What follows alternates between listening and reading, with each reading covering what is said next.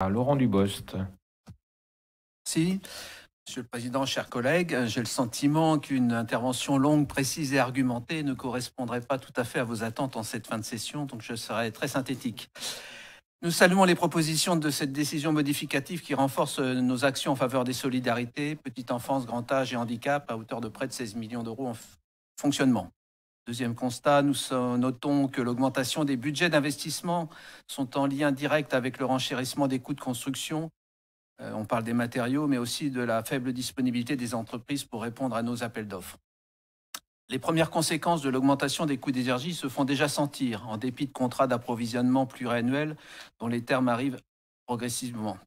À ce titre, notons que le CIDELA, qui s'appelle maintenant Territoire d'énergie 44, a annoncé une augmentation probable de 40% des coûts d'électricité pour les communes adhérant à leur procédure d'achat groupé, et ce dès le 1er janvier 2023.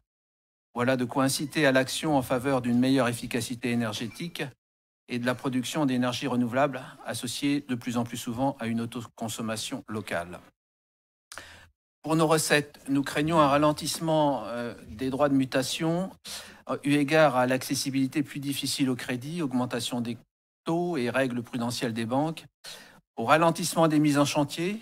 Les nouveaux logements créent des mutations, à la période d'incertitude économique qui s'ouvre.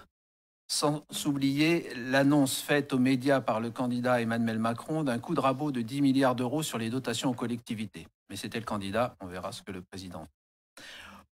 Augmentation des besoins et des charges, baisse probable des recettes, nous allons sans aucun doute devoir nous astreindre à un objectif de sélectivité et de sobriété pour nombre de nos politiques. Investir, aider là où c'est utile et indispensable, sortir des schémas préconçus, soutenir les initiatives sociales, écologiques et locales, telle doit être notre feuille de route. Le groupe écologiste apportera son soutien total à cette décision modificative.